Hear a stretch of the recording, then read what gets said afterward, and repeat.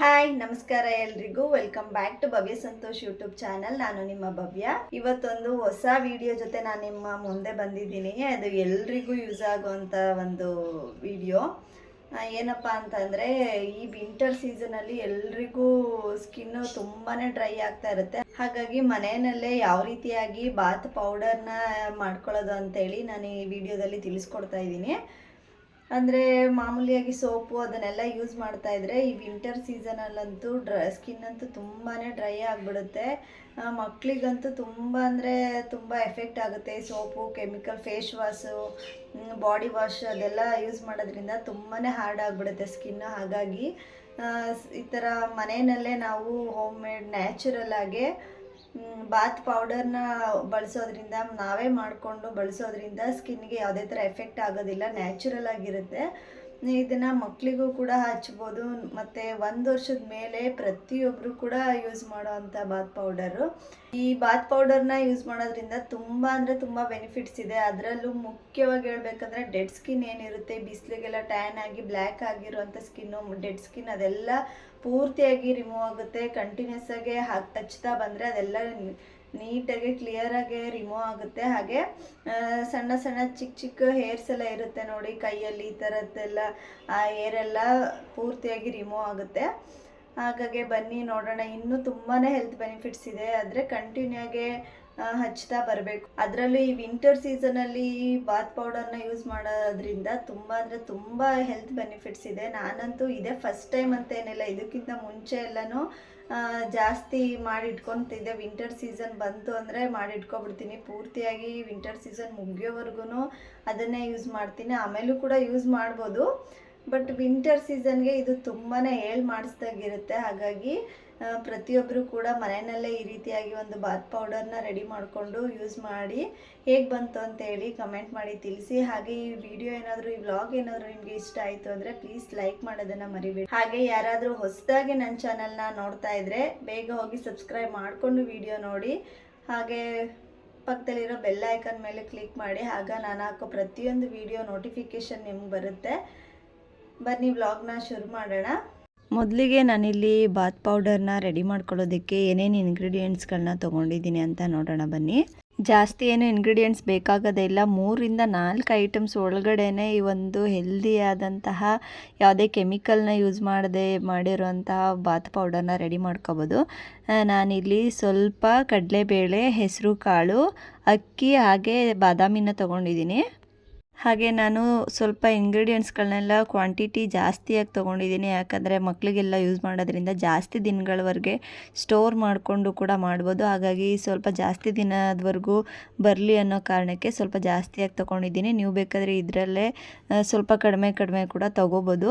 ಅಂದರೆ 1:2 ಈ ರೇಷಿಯೋದಲ್ಲಿ ತೊಗೊಂಡ್ರೆ ಪರ್ಫೆಕ್ಟಾಗಿರುತ್ತೆ. ಬಾತ್ ಪೌಡರು ಪರ್ಫೆಕ್ಟ್ ಕನ್ಸಿಸ್ಟೆನ್ಸಿಲಿ ಬರುತ್ತೆ. ಅಂದರೆ ಅಕ್ಕಿನ ಯಾವುದ್ರಲ್ಲಿ ತೊಗೊಂಡಿದ್ದೀವಿ ಅದರಲ್ಲಿ ಅರ್ಧದಷ್ಟು ಈ ಒಂದು ಹೆಸರು ಕಾಳು ಮತ್ತು ಕಡಲೆಕಾಳನ್ನ ತೊಗೋಬೇಕಾಗುತ್ತೆ. ಅಕ್ಕಿ ಸ್ವಲ್ಪ ಜಾಸ್ತಿಯಾಗಿರಬೇಕಾಗುತ್ತೆ, 2 ಪಟ್ಟು. ಅದರಲ್ಲಿ ಅರ್ಧದಷ್ಟು ಹೆಸರು ಕಾಳು ಮತ್ತು ಕಡಲೆಕಾಳನ್ನ ತೊಗೊಂಡಿದ್ದೀನಿ, ಕಡಲೆಬೇಳೆನ ತೊಗೊಂಡಿದ್ದೀನಿ. ಮತ್ತು ಇಲ್ಲಿ ಬಾದಾಮಿನ ನಿಮ್ಮ ಅನುಸಾರವಾಗಿ ತೊಗೋಬೋದು, ಇಲ್ಲಾಂದರೆ ಬಾದಾಮಿ ಇಲ್ಲ ಅಂದರೂ ಕೂಡ ನಡೆಯುತ್ತೆ, ಸ್ಕಿಪ್ ಕೂಡ ಮಾಡ್ಬೋದು. ಮಕ್ಳಿಗೆ ಯೂಸ್ ಮಾಡೋದ್ರಿಂದ ಸ್ಕಿನ್ನು ಸ್ವಲ್ಪ ಸಾಫ್ಟಾಗಿ ಬರುತ್ತೆ. ಬಾದಾಮಿ ಆಯಿಲ್ ಆಗಿರ್ಬೋದು, ಬಾದಾಮನ್ನು ಯೂಸ್ ಮಾಡೋದ್ರಿಂದ ಸ್ಕಿನ್ನು ತುಂಬಾ ಸಾಫ್ಟಾಗಿ ಬರುತ್ತೆ. ಹಾಗಾಗಿ ನಾನಿಲ್ಲಿ ಬಾದಾಮನ್ನ ಯೂಸ್ ಮಾಡ್ಕೊತಾ ಇದ್ದೀನಿ. ಬೇಕಿದ್ರೆ ಸ್ಕಿಪ್ ಕೂಡ ಮಾಡ್ಕೋಬೋದು ಬಾದಾಮನ್ನ. ಮತ್ತು ಮೆಜರ್ಮೆಂಟ್ನ ನೋಡಿದ್ರಿ ಅಲ್ವಾ, ನಾನಿಲ್ಲಿ ಅಕ್ಕಿನ ಯಾವ ಒಂದು ಕಪ್ನಲ್ಲಿ ತೊಗೊಂಡಿದ್ದೀನಿ ಅದರಲ್ಲಿ ಅರ್ಧದಷ್ಟು ಹೆಸರು ಕಾಳು ಮತ್ತು ಕಡಲೆಬೇಳೆನ ತೊಗೊಂಡಿರೋವಂಥದ್ದು. ನೀವು ಬೇಕಾದರೆ ಬೇರೆ ಒಂದು ಮೆಜರ್ಮೆಂಟಲ್ಲಿ ಕೂಡ ತೊಗೋಬೋದು, ಆದರೆ ಅದರಲ್ಲಿ ಅರ್ಧದಷ್ಟು ಈ ಥರ ಒಂದು ಮೆಜರ್ಮೆಂಟಲ್ಲಿ ತೊಗೊಂಡ್ರೆ ಪರ್ಫೆಕ್ಟಾಗಿ ಬರುತ್ತೆ. ಮತ್ತು ಇದಕ್ಕೇ ಮಸೂರ್ ದಾಲ್ ಅಥವಾ ಮೈಸೂರು ಬೇಳೆ, ಕೆಂಪು ಬೇಳೆ ಬರುತ್ತೆ ನೋಡಿ, ಅದನ್ನು ಕೂಡ ಆ್ಯಡ್ ಮಾಡ್ಕೋಬೋದು. ಅದರಲ್ಲೂ ಕೂಡ ತುಂಬಾ ಬೆನಿಫಿಟ್ಸ್ಗಳಿದೆ ಸ್ಕಿನ್ಗೆ ಯೂಸ್ ಆಗೋ ಥರ. ಅದನ್ನು ಕೂಡ ಬೇಕಿದ್ರೆ ಇದಕ್ಕೆ ಆ್ಯಡ್ ಮಾಡ್ಕೋಬೋದು ಸ್ವಲ್ಪ ಪ್ರಮಾಣದಲ್ಲಿ. ಈಗ ಇವೆಲ್ಲವನ್ನೂ ಕೂಡ ಮಿಕ್ಸ್ ಮಾಡಿ ಒಂದು ಅರ್ಧ ಗಂಟೆ ಬಿಸಿಲಿಗಿಟ್ಟು, ನಾನಿಲ್ಲಿ ಮಿಕ್ಸಿನಲ್ಲಿ ಪೌಡರ್ ಮಾಡ್ಕೊಂಡಿಲ್ಲ, ಯಾಕಂದರೆ ನೈಸ್ಗೆ ಪೌಡರ್ ಬೇಕು. ಹಾಗಾಗಿ ಮಿಕ್ಸಿನಲ್ಲಿ ಎಷ್ಟೇ ಇದ್ರಾಗೆ ಪೌಡರ್ ಮಾಡಿದ್ರು ಕೂಡ ಇಷ್ಟು ನೈಸಾಗಿ ಬರೋದಿಲ್ಲ. ಹಾಗಾಗಿ ನಾನು ಇದನ್ನು ಮೆಷಿನ್ಗೆ ಹಾಕಿಸಿ ಪೌಡರ್ ಮಾಡಿಸ್ಕೊಂಡು ಬಂದಿರೋ ಅಂಥದ್ದು. ಈಗ ನೋಡ್ತಾ ಇರ್ಬೋದು, ನಮಗೆ ಟೋಟಲಾಗಿ ಇಷ್ಟು ಪೌಡರು ಸಿಕ್ಕಿದೆ ಈಗ. ಇದೆಲ್ಲದೂ ಕೂಡ ಬಾತ್ ಪೌಡರೇ. ಇದು ಆಲ್ಮೋಸ್ಟ್ ಒಂದು 6 ಮಂತ್ಸ್ಗಿಂತ ಮೇಲೇ ಬರುತ್ತೆ. 6 ಮಂತ್ಸ್ವರೆಗೂ ಹೇಗೆ ಸ್ಟೋರ್ ಮಾಡಬೇಕು ಅನ್ನೋದನ್ನು ಕೂಡ ತಿಳಿಸ್ಕೊಡ್ತೀನಿ. ಹಾಗೆ ವಿಡಿಯೋನ ಕೊನೆವರೆಗೂ ನೋಡಿ, ಸ್ಕಿಪ್ ಮಾಡೋದಕ್ಕೆ ಹೋಗಬೇಡಿ. ನೋಡ್ತಾ ಇರ್ಬೋದು ಇವಾಗ ಎಷ್ಟು ನೈಸಾಗಿ ಪೌಡರ್ ಆಗಿದೆ. ಯಾಕಂದರೆ ನೈಸಾಗಿ ಏನಕ್ಕೆ ಮಾಡಬೇಕು ಅಂದರೆ, ಇದು ಅಕ್ಕಿ ಹಾಕಿರೋದ್ರಿಂದ ಅದು ಸ್ವಲ್ಪ ರಫ್ ಆಗಿರುತ್ತೆ. ನಾವು ಹಿಂಗೆ ಸ್ಕ್ರಬ್ ಮಾಡುವಾಗ ಸ್ವಲ್ಪ ಚರ್ಮ ಸಾಫ್ಟಾಗಿರೋದ್ರಿಂದ ಮಕ್ಕಳದು ಸ್ವಲ್ಪ ರಫ್ ಆಗಿರೋದ್ರಿಂದ ಕಿತ್ತೋಗೋಂಥ ಚಾನ್ಸಸ್ ಇರುತ್ತೆ. ಹಾಗಾಗಿ ನೈಸ್ಗೆ ಪೌಡರ್ ಮಾಡ್ಕೋಬೇಕಾಗುತ್ತೆ. ಇನ್ನು ದೊಡ್ಡವ್ರಿಗಾದರೆ ಹೇಗಿದ್ರೂ ನಡೆಯುತ್ತೆ. ಮಕ್ಳಿಗೆ ಯೂಸ್ ಮಾಡೋದ್ರಿಂದ ಸ್ವಲ್ಪ ಗಮನ ಇಟ್ಟು ಈ ಥರ ಕೆಲಸಗಳನ್ನೆಲ್ಲ ಮಾಡ್ಕೋಬೇಕಾಗುತ್ತೆ. ಸ್ವಲ್ಪ ನೈಸಿಗೆ ಮಿಕ್ಸಿನಲ್ಲಿ ಮಾಡಿಕೊಂಡ್ರೂ ಕೂಡ ಜರಡಿ ಹಿಡ್ದು ನೈಸಿಗೆ ಪೌಡರ್ ಮಾಡಿಕೊಂಡ್ರೆ ಸರಿ ಹೋಗುತ್ತೆ. ಪೌಡರ್ ಏನೋ ರೆಡಿ ಆಯಿತು. ಹೇಗೆ ಯೂಸ್ ಮಾಡೋದು ಅಂತ ಹೇಳಿ ತೋರಿಸ್ತೀನಿ ಬನ್ನಿ. ಈಗ ಸ್ನಾನಕ್ಕಿಂತ ಮುಂಚೆನೇ ಎಷ್ಟು ಬೇಕಾಗುತ್ತೆ ಅಷ್ಟು ಪೌಡರ್ನ ನಾವಿಲ್ಲಿ ಒಂದು ಬೌಲ್ಗೆ ತೊಗೊತಾ ಇದ್ದೀನಿ. ಅಂದರೆ ಒಬ್ಬರಿಗೆ 1-1.5 ಸ್ಪೂನ್ ಆದರೆ ಸಾಕಾಗುತ್ತೆ. ಇದೇ ಜಾಸ್ತಿ ಆಗುತ್ತೆ. ಮಕ್ಕಳಿಗಾದರೆ ಇನ್ನೂ ಸ್ವಲ್ಪ ಕಡಿಮೆನೇ ಸಾಕಾಗುತ್ತೆ. ಪೌಡರ್ನ ಎಷ್ಟು ಬೇಕೋ ಅಷ್ಟನ್ನು ಒಂದು ಬೌಲ್ಗೆ ಹಾಕ್ಕೊಂಡು ಅದಕ್ಕೆ ನೀರು ಅಥವಾ ಹಾಲು ಎರಡೂ ಕೂಡ ಹಾಕೋಬೋದು. ನಿಮ್ಗೆ ಯಾವ್ದು ಬೇಕಾದು ಹಾಲು ಹಾಕ್ಕೊಂಡು ಕೂಡ ಮಿಕ್ಸ್ ಮಾಡ್ಕೋಬೋದು, ಇಲ್ಲ ನೀರು ಹಾಕ್ಕೊಂಡು ಕೂಡ ಮಿಕ್ಸ್ ಮಾಡ್ಕೋಬೋದು. ಈ ಥರ ಸ್ವಲ್ಪ ಅದಕ್ಕೆ ಎಷ್ಟು ಬೇಕಾಗುತ್ತೆ ಅಷ್ಟನ್ನು ನೋಡಿಕೊಂಡು ಹಾಕ್ಕೊಂಡು ಚೆನ್ನಾಗಿ ಮಿಕ್ಸ್ ಮಾಡ್ಕೋಬೇಕಾಗುತ್ತೆ ಫಸ್ಟಿಗೆ. ನೋಡ್ತಾ ಇರ್ಬೋದು ಈಗ ಈ ಒಂದು ಕನ್ಸಿಸ್ಟೆನ್ಸಿಯಲ್ಲಿದ್ದರೆ ಸಾಕಾಗುತ್ತೆ. ಮತ್ತು ಇದಕ್ಕೆ ಅರಿಶಿನ ಕೂಡ ಹಾಕೋಬೋದು.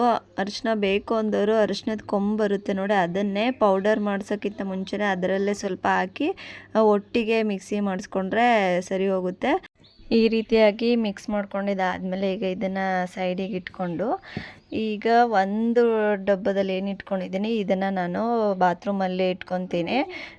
ಚಿಕ್ಕ ಡಬ್ಬದಲ್ಲಿ ಹಾಕ್ಕೊಂಡು ಇದನ್ನು ಬಾತ್ರೂಮಲ್ಲಿ ಇಟ್ಕೊತೀನಿ ಡೈಲಿ ಯೂಸ್ ಮಾಡೋದಕ್ಕೆ ಅಂತ ಹೇಳಿ. ಇನ್ನೊಂದು ಡಬ್ಬದಲ್ಲಿರೋವಂಥದ್ದನ್ನು ನಾನು ನೀಟಾಗಿ ಕ್ಯಾಪ್ನೆಲ್ಲ ಟೈಟಿಗೆ ಹಾಕಿ ಫ್ರಿಜ್ನಲ್ಲಿ ಸ್ಟೋರ್ ಮಾಡ್ಕೊತೀನಿ. 6 ಮಂತ್ಸ್ ಅಲ್ಲ 1 ಇಯರ್ವರೆಗೂ ಕೂಡ ಈ ರೀತಿಯಾಗಿ ಸ್ಟೋರ್ ಮಾಡ್ಕೋಬೋದು. ಫ್ರಿಜ್ನಲ್ಲಿ ಸ್ಟೋರ್ ಮಾಡೋದ್ರಿಂದ ಯಾವುದೇ ಥರ ಹುಳ ಆಗೋದು ಇಲ್ಲ ಹಿಟ್ಟು ಸ್ಮೆಲ್ ಬರೋದು ಆ ಥರ ಏನೂ ಆಗೋದಿಲ್ಲ.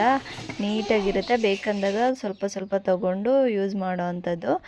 ನೋಡ್ತಾ ಇರ್ಬೋದು ಆಗಲೇ ಮಿಕ್ಸ್ ಮಾಡ್ಕೊಂಡಿರೋವಂಥ ಹಿಟ್ಟನ್ನ ನಾನಿಲ್ಲಿ ಅಪ್ಲೈ ಮಾಡ್ತಾಯಿದ್ದೀನಿ. ಫಸ್ಟಿಗೆ ಸ್ವಲ್ಪ ನೀರನ್ನ ಅಪ್ಲೈ ಮಾಡಿಕೊಂಡು ಈಗ ಸಾಫ್ಟಾಗಿ ಹಚ್ಚಬೇಕಾಗುತ್ತೆ. ಈ ಒಂದು ಪೇಸ್ಟ್ನ, ಹಿಟ್ಟಿಂದು ಪೇಸ್ಟ್ ಇರುತ್ತಲ್ಲ ಪೌಡರ್ದು, ಅದನ್ನು ಈ ಥರ ಜೆಂಟಲಾಗಿ ಮಸಾಜ್ ರೀತಿಯಲ್ಲಿ ಮಾಡಬೇಕಾಗುತ್ತೆ.